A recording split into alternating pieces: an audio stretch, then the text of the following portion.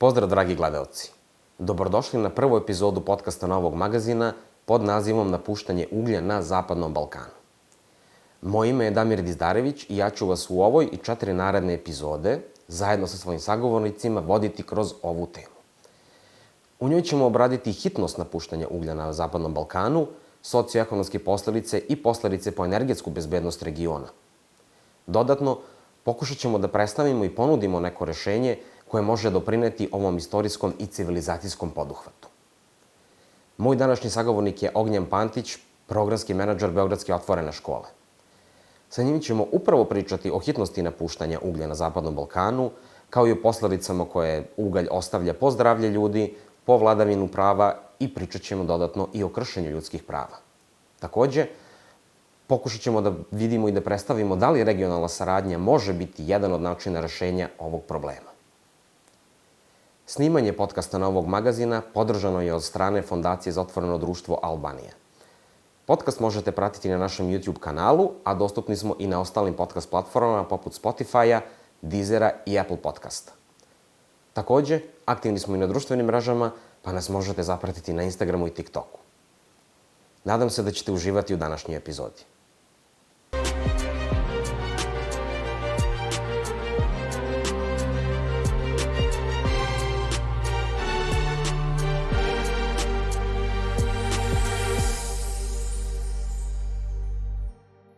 Dobar dan, Ognjene. Želim pre svega da ti se zahvalim što si se odazvao našem pozivu, da budeš prvi gost u prvoj emisiji ovog podcasta. Jer smatram da ti kao osoba sa tolikim iskustvom u civilnom sektoru, upravo u oblasti klimatskih promena i napuštanja uglja, možeš dati jedan jako dobar uvid ljudima kojih zanima ova tema. I pojasniti onima kojih ne zanima da ih dodatno zaintrigira. Molim te, reci mi nešto više o sebi i predstavi se. Hvala i tebi, Damire, na pozivu. Meni je drago da se vidimo, slušamo i pričamo i u ovom novom formatu Novog magazina. Moje ime je Ognjen Pantić, radim u organizaciji koja se zove Beogradska otvorena škola i temom klimatskih promena, zaštite životne sredine se bavim ovog leta okruglo 8 godina, tako da imao sam prilike da o toj temi učim, istražujem, da o njoj pričam sa ljudima koji su u institucijama, koji su aktivisti, koji su predstavnici naučne, stručne zajednice i vidimo da iz godine u godinu raste interesovanje za tu temu, da ljudi prepoznaju kao bitnu, praktično na svakodnevnom intuitivnom nivou. Prethodnih 12 meseci su u Srbiji najtopliji od kad se vrše merenja, tako da čini mi se da ovaj zenit leta jeste dobra prilika da se o klimatskim promenama razgovara i da se nešto novo sazna i nauči, tako da drago mi je da smo ovde na pravom mestu u pravo vreme. Hvala ti na predstavljanju i tvoje bogato iskustvo će zaista dati neke sjajne uvide u ovu temu. Da krenemo i sa tim. Molim te, objasni meni i gledalcima malo više šta je to napuštanje uglja, šta to predstavlja za nas i za Zapadni Balkan i zašto je to važno i hitno. Napuštanje uglja znači promenu načina na koji naš energetski sektor funkcioniše. To znači napuštanje našeg primarnog izvora energije. Energetski miks čitavog regiona, pa i Srbije, prvenstveno zavisi od uglja za proizvodnju električne energije, toplotne energije takođe. I on je u državama regiona u različitom procentu zastupljen, ali mi se čini da Srbija jeste dobar reper za ceo region kada gledamo tu statistiku. Mi od uglja za proizvodnju energije zavisimo 70%. Dakle, preko 2/3 naše energije se dobija iz tog resursa. To je resurs koji ima svoj ograničen vek trajanja. Fosilna goriva sva praktično su ograničena u smislu toga koliko rezervi imamo na raspolaganju. To je energent koji praktično u svim segmentima njegovog korišćenja od eksploatacije preko prerade do sagorevanja pravi štetne posledice i po životnu sredinu na lokalu, ali doprinosi i kroz emisije gasova s efektom staklene bašte klimatskim promenama koje su globalni problem. on se koristi u našim energetskim postrojenjima koje su stare i po više decenija, koje nisu održavana kako treba, a i sam taj energent jeste loše kvaliteta. U regionu imamo na različitim mestima ugalj boljeg ili loše kvaliteta, ali uglavnom, makar kad je Srbija u pitanju, govorimo o lignitu, koji je ugalj nižeg kvaliteta, niže kalorijske vrednosti i praktično on je iz godine u godinu sve loše kvaliteta. Tako da govorimo o energentu koji je ograničen, koji je štetan i koji je iz tih razloga potrebno napustiti i prebaciti naš energetski sistem na neke druge čistije obnovljive izvore energije. Da.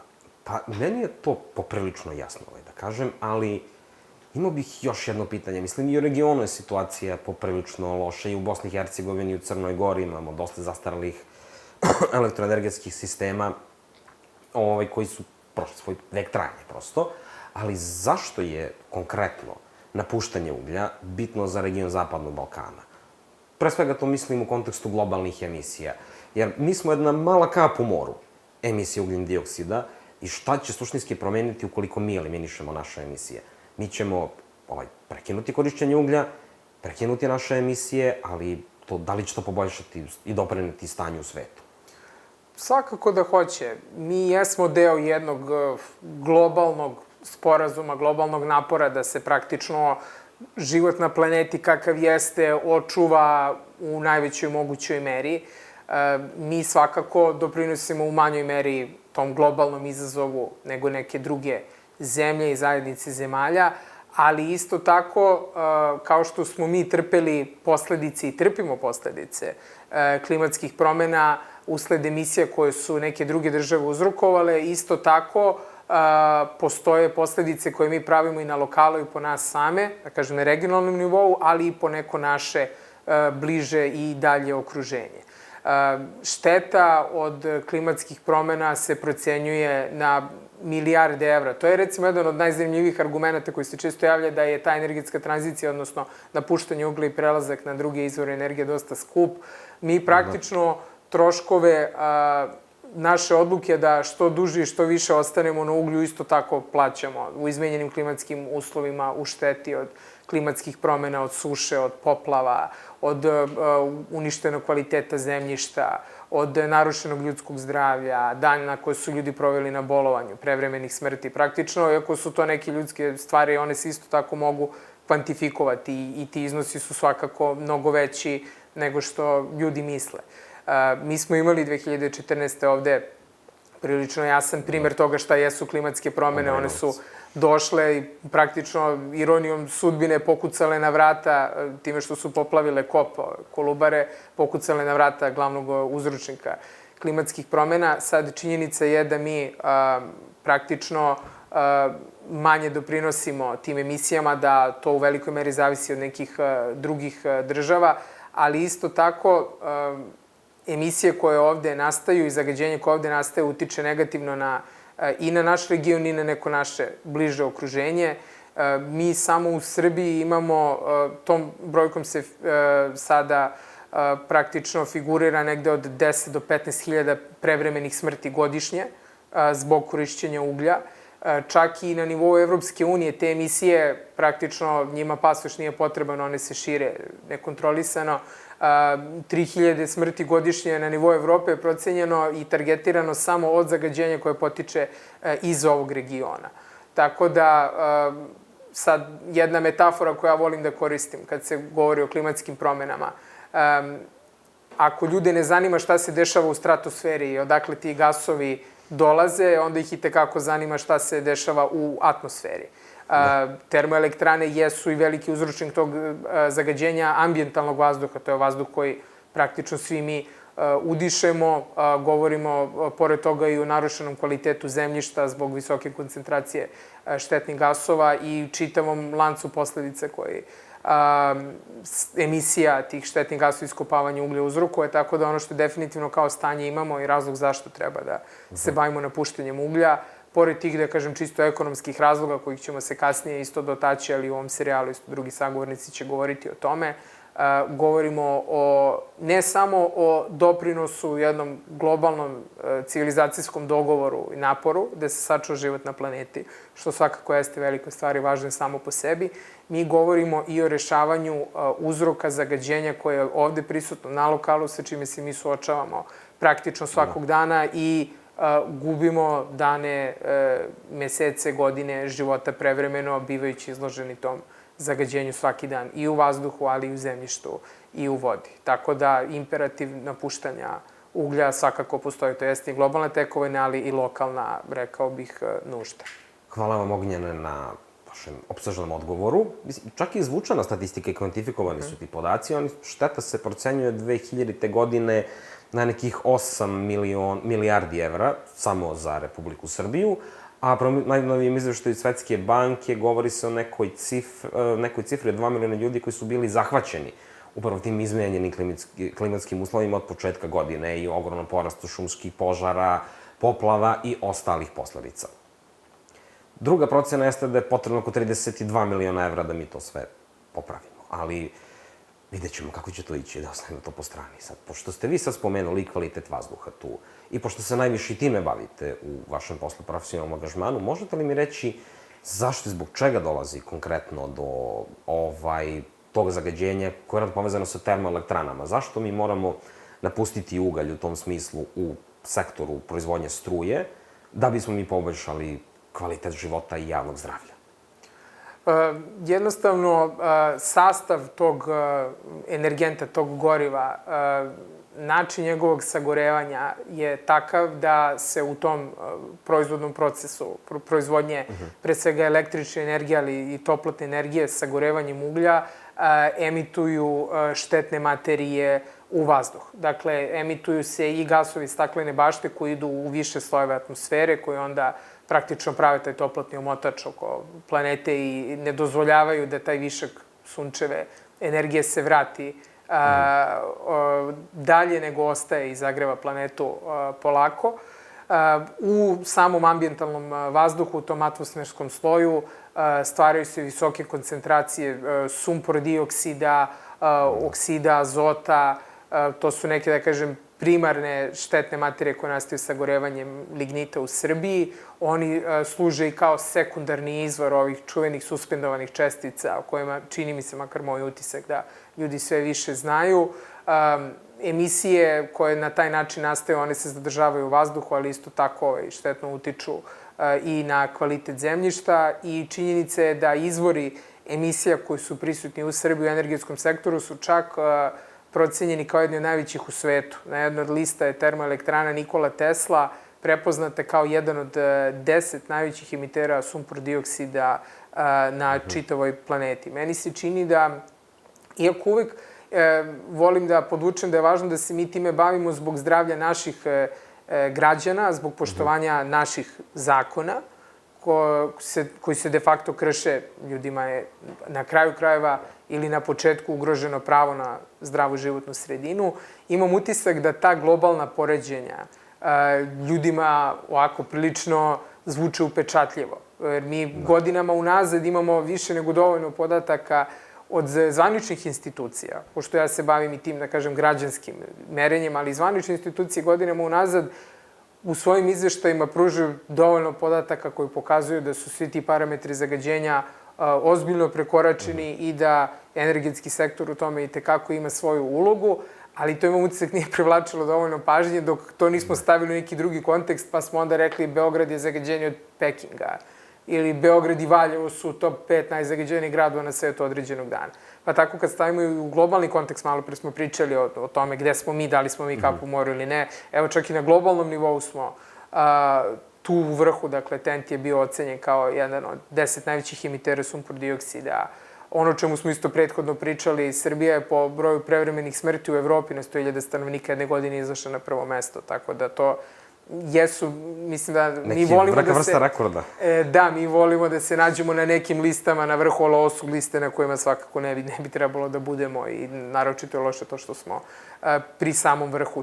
To je uloga uglja u stvaranju tog zagađenja vazduha na lokalnom nivou. Njegov, dakle, sastav, tehnologija koja se koristi za njegovu upotrebu za proizvodnju energije takva da na kraju u vazduhu praktično u svim slojevima atmosfere imamo problem. Da, pa upravo, kao što si spomenuo, dok se to ne stavi u naš kontekst, dok ne kažemo ljudima, jako često to ne dotiče. To što se koristi u celom regionu, isto i u Sarajevu, i u Pljevlji. Uvek je to poređenje sa nekim globalnim većim gradovima gde kažemo prosto zagađeni ste od X grada. Da li mislite da to narušava neku vrstu ljudskih prava i kakav je odnos, mislim, prema tome? I da li i mi imamo neke zakone, neke mere u regionu, neke planove, nešto, čime možemo da ograničimo tu emisiju? Da li to imamo, da li se to poštuje? Ono što je činjenica jeste da mi u našem i domaćem pravnom poretku imamo norme koje se odnose na pravo ljudi, Ustavom je garantovano pravo ljudi na zdravu životnu sredinu. Imamo različite zakone, podzakonske akte koji definišu kakvog bi kvaliteta trebalo da bude vazduh koji dišemo i mi se godinama unazad suočavamo sa činjenicom da to nije slučaj. Mi imamo tačno definisane granične vrednosti, sad da ne idem previše u procente, brojeve, ali jasno je popisano, određena zagađujuća materija je dozvoljeno da u tom i tom obimu, procentu, količini bude prisutna u vazduhu na satnom ili na dnevnom nivou, pa i na godišnjem nivou. I mi imamo situaciju da praktično skoro na svakom mestu u Srbiji gde se merenje vrši onako kako treba su te vrednosti prekoračene. Samim tim nije ispoštovano pravo građana Srbije da dišu čist vazduh. Jer te koncentracije, kako su definisane, to je preuzeto iz okvira Evropske unije, ali čak sada se te norme revidiraju da budu još oštrije, jer dokazano je da izloženost određenim zagađujućim materijama, a to su one materije kojima je stanovništvo Srbije najviše izloženo, suspendovane čestice, ne postoji količina tih čestica u vazduhu koja je, da kažem, bezbedna, posebno ovih sitnih. I sad se te norme revidiraju sve su oštrije i oštrije. Mi imamo praktično prekršen domaći propis, propisane norme, standarde kvaliteta vazduha konstantno. Pored toga, države u regionu jesu potpisnice ugovora o osnivanju energetske zajednice. To je način da se praktično korak po korak i na jednom izdvojenom koloseku, kad se posmatra pristupanje celog regiona Evropskoj uniji, energetski sektor u regionu praktično osnaži i pripremi za integraciju u energetski sistem Evropske unije. To je način da se postepeno usvajaju i primenjuju norme iz prava Evropske unije u oblasti energetike. Taj ugovor nije novost. Taj ugovor je iz 2005. godine. Pre više od 10 godina mi smo se kao države obavezali na određene stvari, a onda do skoro nismo baš mnogo, praktično skoro ništa učinili da to ispoštujemo, da to sprovedemo. Govorimo o tome da različite termoelektrane u regionu su do sada je trebalo da prestanu da rade. To je termoelektrana u Crnoj Gori, Pljevlja, u slučaju Srbije to su termoelektrane Kolubara i Morava. Definisan je tačan broj radnih sati, koliko je trebalo da se to iskoristi, to su neki ljudi u naše ime potpisali, obavezali se i oni su samo prosto nastavili da rade. Tako da imamo sad, kad to prebacimo na taj pravnički jezik, mi kršimo praktično jedan i međunarodni ugovor koji je prenesen i u naše, kažem, domaći pravni poredak. Pored toga, za jedan deo naših energetskih postrojenja mi smo se obavezali da postepeno do 2027. godine postepeno smanjujemo emisije. To je trebalo da bude 10-godišnji period od 2018. godine, zaključno sa 2027. Sada je 2024. godina. Naše emisije su praktično i dalje iste. Mi smo prešli preko pola tog perioda kada je trebalo da drastično smanjimo emisije. Ako uzmemo papir i kažemo, evo, Srbija se obavezala tačno u 2023. godini kolike emisije štetnih materija, onog sumpora o kojem smo prethodno pričali, treba da budu, one su trenutno 7 puta veće nego što bi trebale da budu. Neka postrojenja za odsumporavanje su se uključila, ona kad se uključe te emisije budu manje, ali svejedno smo, da kažem, debelo prekršili određene propise. I to je obaveza ne samo prema, ne znam, Evropskoj uniji, energetskoj zajednici, to je obaveza prema građanima Srbije. Dakle, domaći propisi su prekršeni, zdravlje stanovništva u regionu je narušeno i vi praktično imate situaciju da iz te perspektive vladavine prava, pravne države, garantovanje poštovanja prava ljudi na čistu životnu sredinu, na to da dišu čist vazduh, jeste narušeno. A to tek sada polako dobije neke svoje prve epiloge pred institucijama sudskim, ali definitivno kad govorimo o životnoj sredini, ona nije samo neka vrsta ideala, neke vrednosti, to je nešto što je u pravnom poretku i što se na taj način treba gledati i poštovati. Jasno. Znači, Evropa je neka vrsta i implementacija evropskog zakonodavstva i, pre svega, transponovanje, je neka vrsta pokretne mete za koje mi kaskamo. Znači, vi biste to rekli da je tako, prilike. Jasno. Sad, ali ključna stvar jeste zapravo da ti zakoni i ti pravni akti koji mi prenosimo jesu dobri, ali da ključno jeste da mi treba da ih primenjujemo zbog nas samih. Bar prema mom i vašem mišljenju. Tako je. Sad, kad ste spomenuli upravo prenošenje EU zakonodavstava i konkretno energetsku zajednicu, da li znate da u regionu postoji neki spor upravo oko probijanja tih rokova za termoelektrane? Pa, već sam pomenuo, termoelektrana Pljevlja u Crnoj Gori trebalo je da prestane da radi pre par godina, ono je samo prosto nastavila da radi. Takođe, postoji i druge elektrane u regionu i praktično pokušaj da se neka postrojenja prošire, da se otvore nova postrojenja. U Srbiji imamo dve koje su probile taj rok za zatvaranje i imamo još nekoliko koje probijaju te granične vrednosti što se tiče emisija štetnih materija. Tako da mi de facto u tom smislu jesmo u prekršaju. I pred tim institucijama, ali pre svega, kao što sam rekao, pred građanima ovog regiona kojima je na taj način i narušeno pravo da imaju čistu životnu sredinu. Tako da postoji nekoliko tih različitih postupaka. Čini mi se da će uskoro biti i revizija ugovora o osnivanju energetske zajednice, ali ono što je činjenica jeste da, nažalost, postoje ti različiti prekršaji koji onda postaju neki izuzetak koji onda polako postane pravilo. Tako da definitivno postoji problem sa pridržavanjem odredbi tih ugovora i obaveza koje su donosioci odluka u ime tih država preuzeli. Znači, ne izuzetak koji potvrđuje pravilo, nego koji preinačuje i kreira novo pravilo. Izuzetak koji postaje pravilo, tako je. Jasno. Ono što i mene zanima sad, konkretna statistika u celom regionu jeste da mi kao Zapadni Balkan premašujemo te svoje dozvoljene granične vrednosti za emisije sumpor dioksida za nekih 5,6 puta, mislim da je to zvanična statistika Bankwatcha. Ono što je meni tu jako interesantno jeste da se često spominje tema izgradnje postrojenja za odsumporavanje. E sad, da li mi možeš reći nešto više o tome, da li to vredi, da li to ima smisla, da li na taj način možemo smanjiti emisije sumpor dioksida, modernizovati svoj energetski sektor i možda da malo produžimo vek trajanja tih termoelektrana. Da li to ima smisla, da li su te investicije uopšte korisne ili su prosto bačene pare? Pa, ono što je činjenica jeste, makar na primjeru Srbije, da mi kad su postrojenja za odsumporavanje u pitanju neke pare već jesmo bacili, zato što su za dve elektrane u Srbiji, za Kostolac i za Tent, uzeti zajmovi od Kine i od Japana pre mnogo vremena i onda te investicije dugo nisu bile realizovane i onda samo na penale za te kredite koji nisu realizovani smo mi platili, čini mi se, preko 5 miliona evra.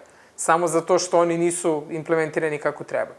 Činjenica jeste da kad imate to postrojenje, da emisije ovih štetnih materija koji idu u atmosferu jesu manje. Ali ono što mi ovde imamo kao situaciju jeste da se sa izgradnjom tih postrojenja kasnilo, da njihova izgradnja je bila veoma problematična zato što opet se vraćamo na pravnu državu i propise. Propisi nisu poštovani u smislu svih koraka i procedura prema i zakonu o planiranju i izgradnji i procenu uticaja na životnu sredinu, načina koji to postrojenje treba da se napravi nije ispoštovano skoro ni u jednom koraku. Ali ono što je činjenica vezano za ta postrojenja jeste da ona jesu i veliki potrošač energije. Tako da vi nešto što dobijete na jednom mestu izgubite na drugom. Ako postrojenje radi, emisije sumpora jesu manje. Ali onda vi trošite više energije, a samom potrošnjom energije u većoj meri vi opet doprinosite više emisijama ovih gasova s efektom staklene bašte. Tako da nešto što izgubite na jednom mestu i neki manjak štete, vi praktično pravite veću posledicu na nekom drugom mestu. Čini mi se da postoji puno neke diskusije o tome da postoji manevarski prostor da ta termoenergetska postrojenja koja rade na ugalj mogu da se na neki način, što se kaže, uteraju neki tor pa da budu što je više moguće klimatski neutralna, ali ona će jedino biti klimatski neutralna ako ne budu radila. Tako da nije rešenje da vi praktično sanirate nešto čemu je vek trajanja već prošao, nego da se okrenete nekom drugom izvoru energije, ne da investirate dugoročno i mnogo u nešto čemu je vek trajanja praktično na isteku. Jasno, znači, po pravilu emisiji sumpor dioksida, ali emitujemo više CO2. Tako je. Potpuno jasno. Sad, dosta si pričao u već više odgovora upravo o vladavini prava i kako se ona krši, kako mi kršimo zakone koje smo doneli i međunarodne pravne akte koje smo mi prihvatili u suštini u Narodnoj skupštini i pod ratifikovanjem. Sad, mene zanima na koji način, koji je širi uticaj te vladavine prava, budući da prema najnovim izveštaju Svetske banke za regionu Zapadnog Balkana je potrebno oko 32 milijarde evra da izvrši potpuno napuštanje uglja i ono što se popularno zove dekarbonizaciju, odnosno da dostigne neku vrstu nulte emisije ugljen dioksida, a prema nekim drugim izveštajima brojka za tu hitniju je manje od 15 milijardi, ali to su opet ogromne pare koje su nama neophodne. Kako ta vladavina prava i to kršenje vladavine prava utiče na primjer, investicije iz privatnog sektora? Ono što je činjenica jeste da definitivno energetsku tranziciju ne možemo niti realno da sprovedemo sami. Desetine milijardi evra koje su potrebne kao investicija svakako jesu nešto o čemu treba da razmišljamo kao neko ko bi trebao da bude, kako bih rekao, dobar i odgovoran domaćin. Ono što je potrebno bilo kome ko investira jeste neka predvidivost, sigurnost, izvesnost. Dakle, kad investitori ocenjuju s kim će, što bi se reklo, da rade posao, gde će da investiraju, gde će da dođu, pravna država i vladavina prava, poštovanje ugovora jeste nešto što garantuje izvesnost, pravnu sigurnost, dobar poslovni ambijent.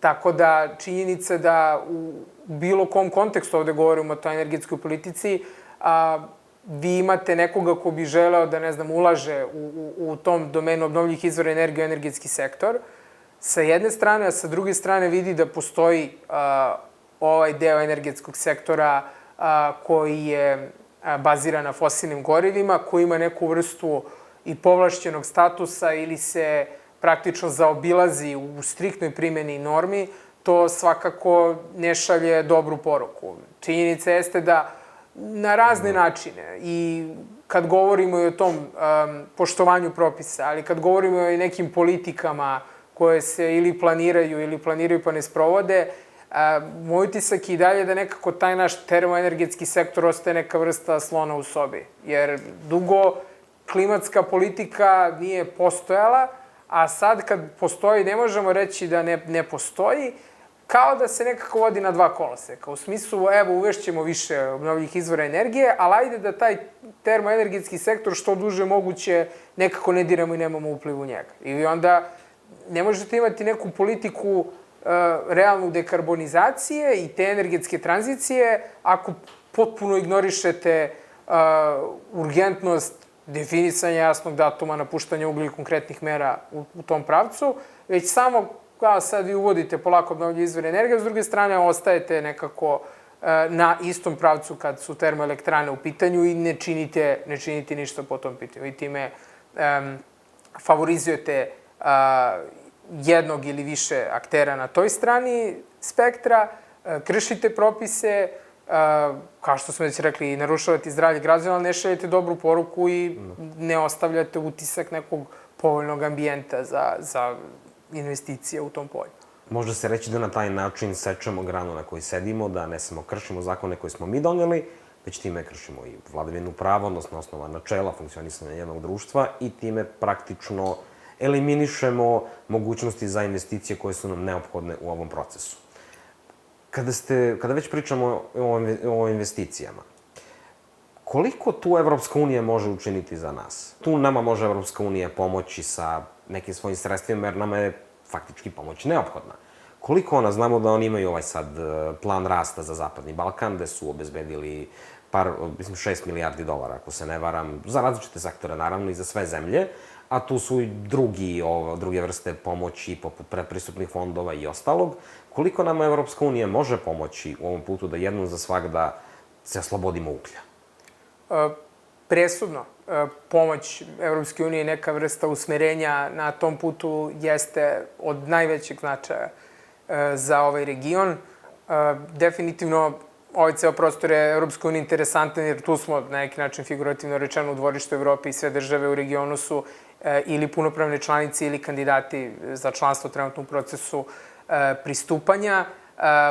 Od smanjenja zagađenja koje potiču iz ovog regiona, Evropa bi u najmanju ruku imala koristi zato što bi te prevremene smrti o kojima smo govorili od zagađenja koje potiču iz ovog regiona bile eliminisane. Nekih par milijardi, ako se ne varam. Da, i finansijski u smislu i tih troškova i izgubljenih života svakako jeste od značaja i od koristi da zagađenje koje ovde, nažalost, postoji bude manje.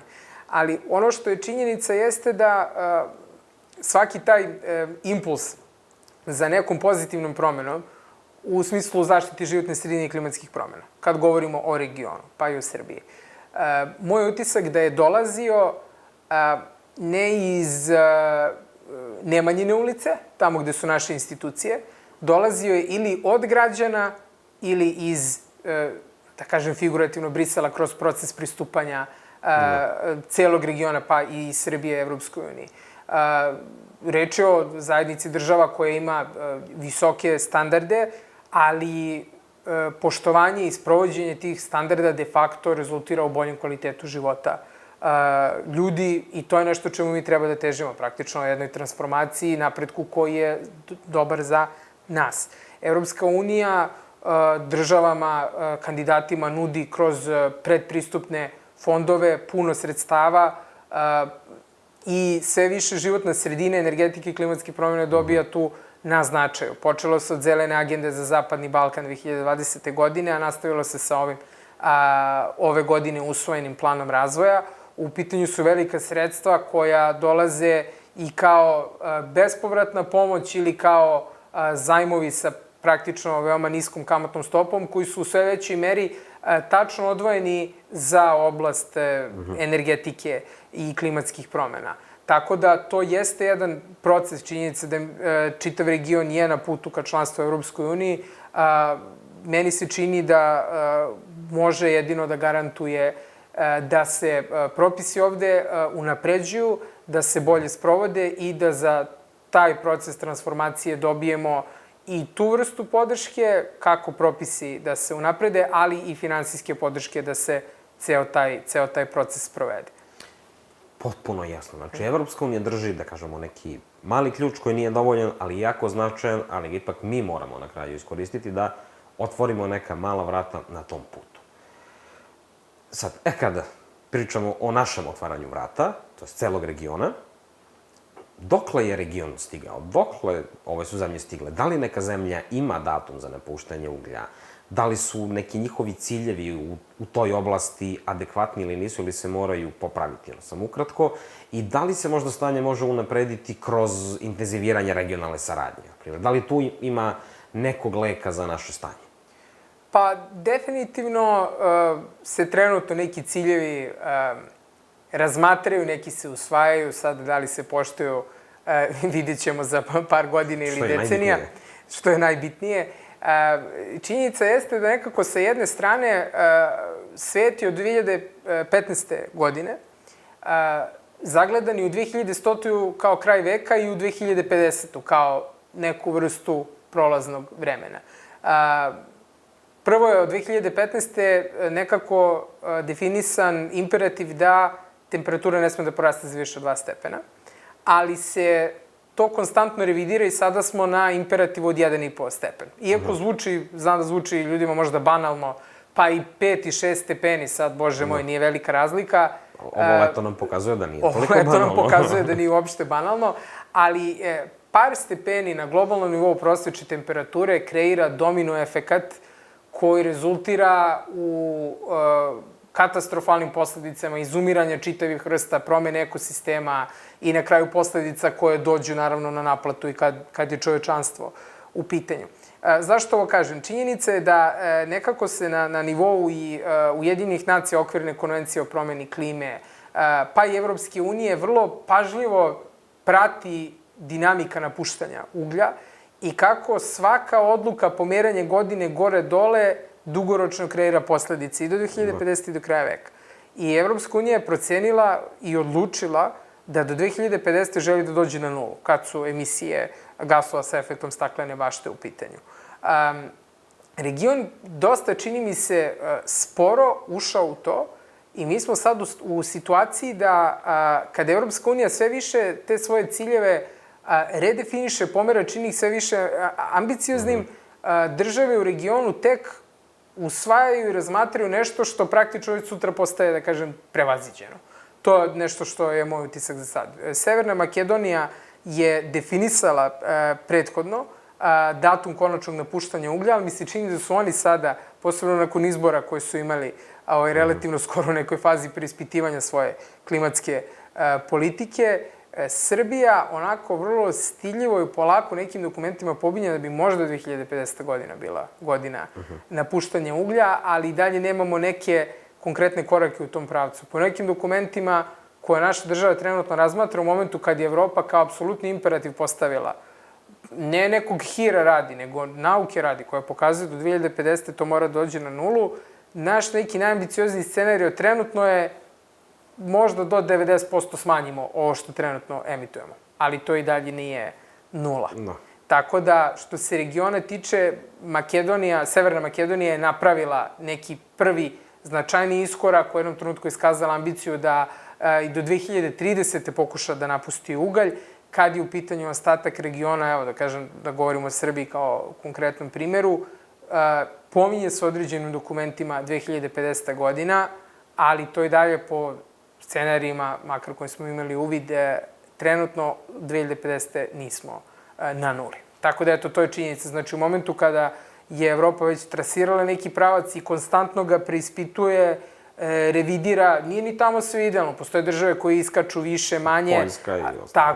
Tako je, ali se, makar da kažem, na jednom ozbiljnijem nivou time bave, nama je ovde bilo potrebno par godina da možda usvojimo neke ciljeve koji su onda praktično već bili prevaziđeni. To je problem sa tim, da kažem, duplim kolosecima u energetskoj politici. A da li misliš da je jedan isto deo rešenja možda povezivanje konkretno regiona? Da li možemo napraviti snažnije i robustnije sisteme električne energije kroz upravo to, da na taj način utičemo i na cenu i ostalo? Mislim da definitivno, kad se pogleda region, različite države imaju komparativnu prednost u određenim obnovljivim izvorima energije. I definitivno veća regionalna integracija i saradnja na tom nivou mislim da bi mogla da dovede do toga da mi praktično na nivou regiona imamo neki energetski miks koji bi mogao da znači da se u većoj meri oslanjamo na obnovljive izvore energije i da praktično pomažemo jedni drugima tako što bismo razmenjivali energiju, dakle kad na jednoj strani postoji višak, da se to preraspodeli na regionalnom nivou, da na taj način i smanjujemo troškove prenosa te električne energije sa neke veće udaljenosti i definitivno bi tu na nivou regiona te komparativne prednosti u različitim obnovljivim izvorima energije, na primjer u slučaju Srbije vetar, u slučaju Severne Makedonije sunce, neke druge države takođe imaju puno nekih svojih potencijala. Ukoliko bi se na nivou regiona radilo na tome da se ti sistemi više integrišu, da se smanjuje